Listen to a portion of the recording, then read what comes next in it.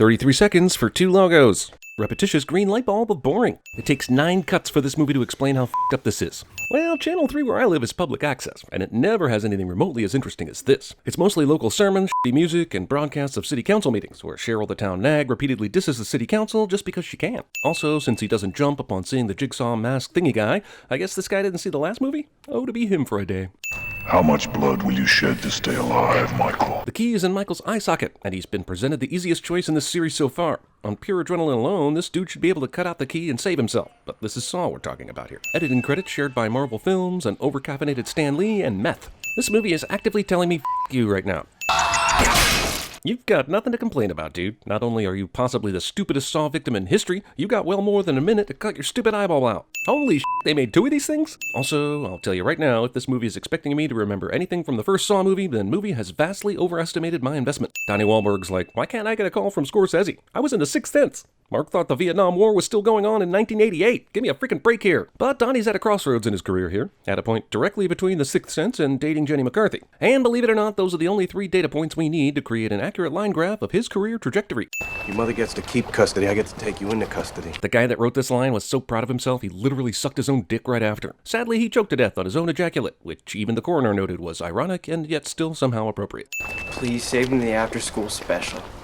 Why are you such a cop 24/7? Movie mocking after-school specials is doing a pretty f***ing good job of imitating one. This guy smokes all the cigarettes. This transition seems cool, but really just feels like his room is in a studio, and he's merely walking into another part of the studio. Hey, Starship Troopers girl! Still getting work. Good for you. I've already solved this case. The victim died because he was stupid. Look closer, Detective Matthews. And what? Ask whoever wrote it. And somehow he immediately looks to the ceiling after all that cryptic shit, and after she looks to the left. Hello, Michael. Wait, is there a tape of this? Remember the TV earlier? I'm not even sure it's plugged up or anything, but that's beside the point. There's no VCR there, and this TV definitely isn't one of those TV VCR combo things either. While hunting the Jigsaw Killer, this precinct is also still looking for Travis Bickle, Igor, and old Pierce Brosnan. According to my wife's f***ing divorce lawyers, I'd say my hands are pretty full, wouldn't you? Full of cliches, yes. Movie spends daytime soap opera dollars on big dream flashback sequence, which is to say they actually collected $345 from the assembled idiots who participated in the shooting of this scene. Look closer, Detective Matthews. The f***ing thing this guy f***ing thinks about is the f***ing Steel Company logo that was on the death mask. That's like tracking down the serial killer who uses pennies to murder people and saying, aha, he's been giving us clues all along, to the Denver Mint. Okay, going in teams of 3. I'll go with Team Alpha. Thanks for the completely useless, seemingly exciting dialogue, strange SWAT dude we've never met and will never see again. Good luck with Team Alpha, whatever that means. Just like the good old days, huh? Did they, literally only have 3 days to shoot this? I'm at a loss to explain the ness of this movie, considering there are about 6 sequels after this one. Alpha team, I want you in front. Baker, flank the side. Okay, Baker here is probably a dude, but following the Alpha Team order, you'd think a Bravo Team order would be next. But apparently Baker's the only member of Team Bravo, and therefore his orders are given to him by name, as opposed to the standard operating procedure used with the Alpha Team's instructions. Oh man, I bet that looked painful. Also, these dumbasses go into a place that is obviously booby-trapped and don't get any specialists to come check out stuff like this before walking into unknown areas. I never really considered it before, but yes, I think this is true. This movie has more stair action than Batman v Superman the Ultimate Edition. After all this, these dumbasses run up the stairs figuring, well, there's one booby trap, definitely won't be more. Is this close enough? Haha, I solved your clever Steel Company clue. Ha ha ha ha ha. 3 dots on Jigsaw here and only 2 assholes with guns here. I think that's my son. You think? Where is he?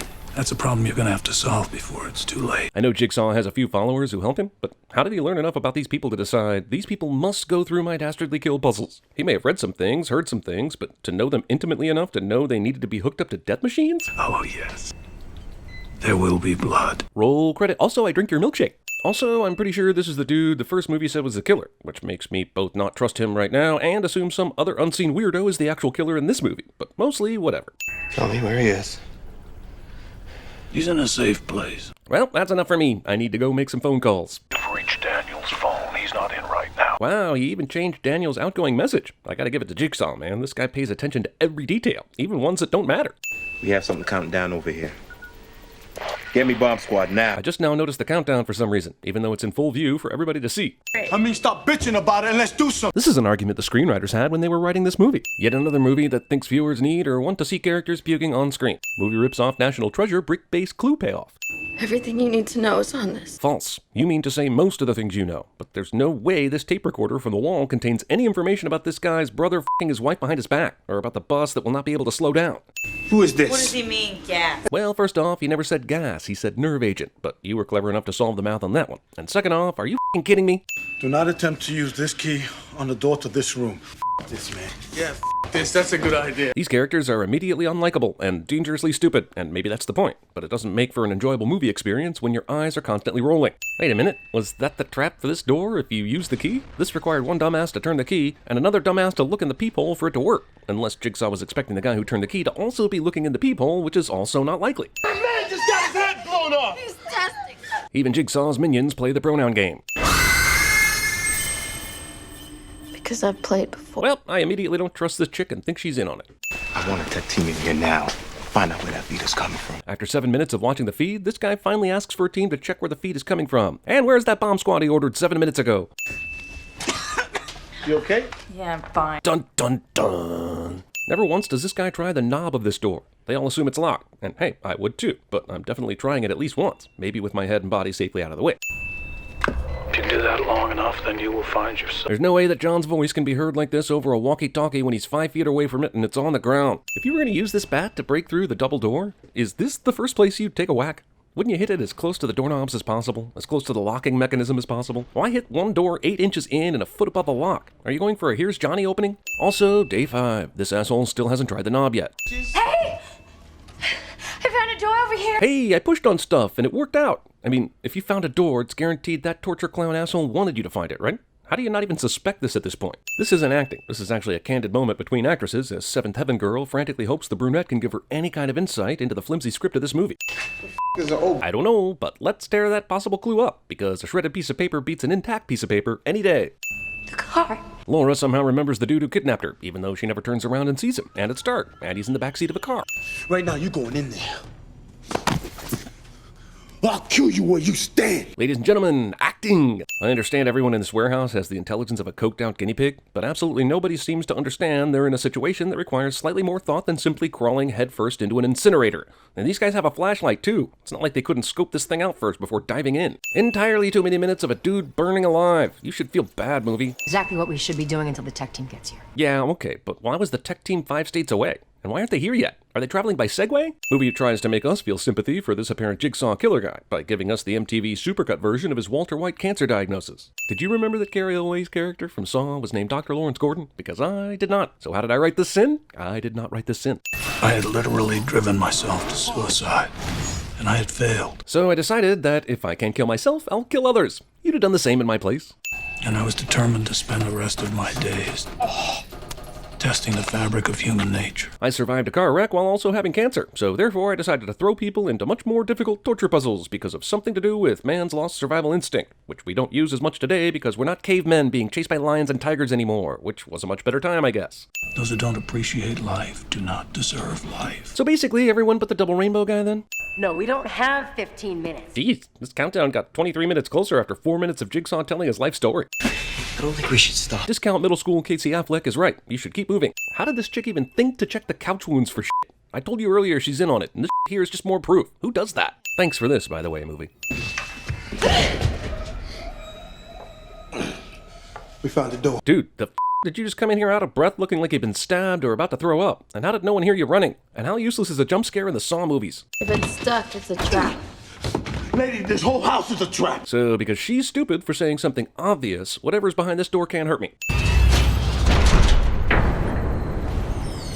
Jigsaw makes these assholes dig for a key in a pool of used needles. And this is where I get off, kids. Do you realize how many stops and robberies Jigsaw must have committed to even gather this many used needles? It's like 8 months of work easy. I know he's a puzzle killer who plans ahead, but this is sheer lunacy, which I guess people love, since this is only the first of about 15 sequels. Also, why only 4 minutes to complete this task, with a minute or two spent on the audio tape? You're already making a guy swim in AIDS to get this. Why the impossible time limit? What the actual f***?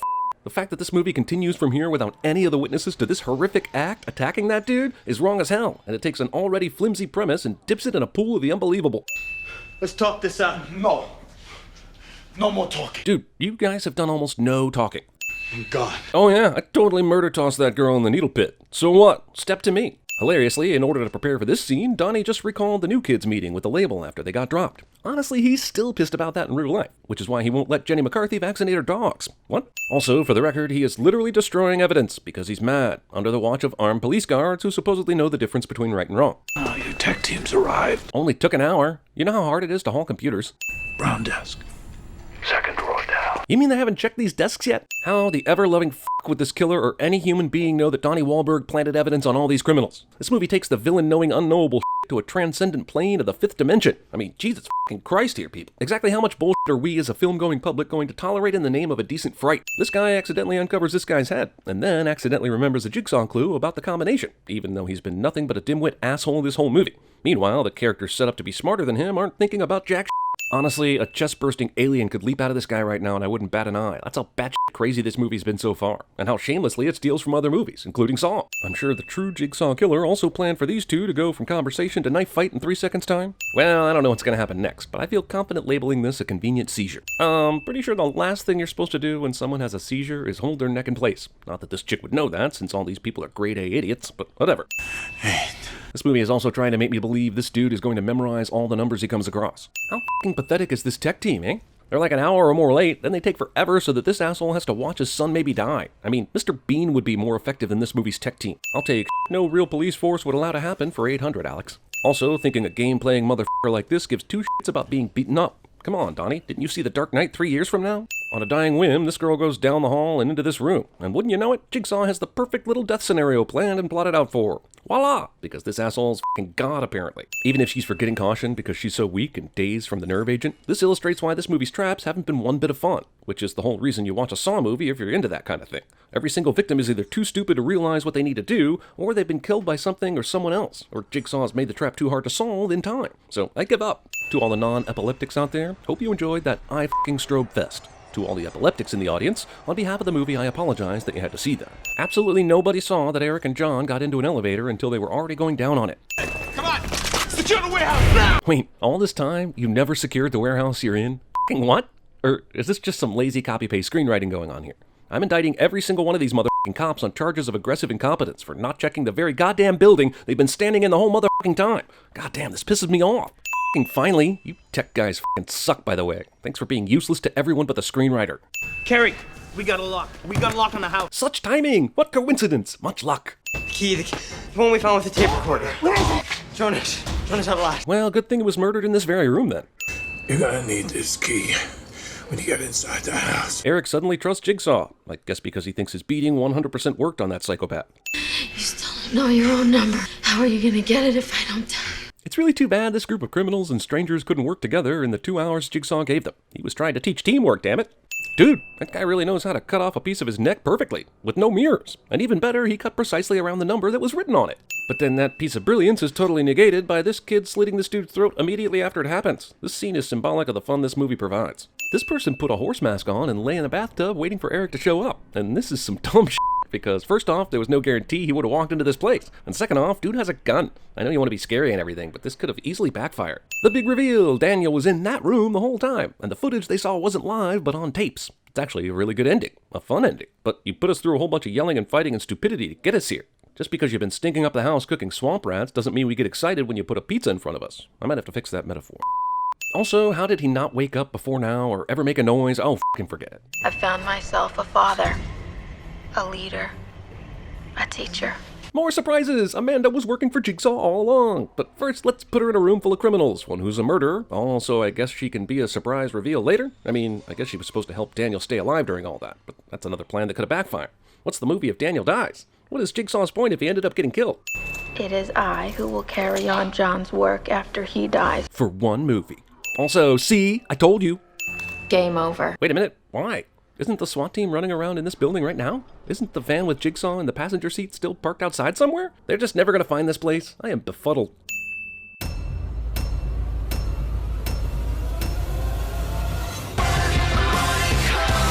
Mirror. Mirror! And I want a little water in this painting. Shoot, you know me. I would paint water in just about everything that I do. Hey! I found a door over here. The goggles do nothing. Game over. Come on! Then put your little hand in mine. Guys that run the chambers, you know there ain't no antidote for this shit. Man, everybody got AIDS and We're gonna get you out!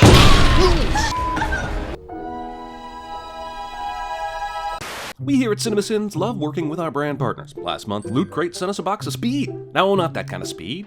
This kind of Speed. And you can get your very own box of Speed or other nerd memorabilia by subscribing to Loot Crate. October's Loot Crate theme is horror.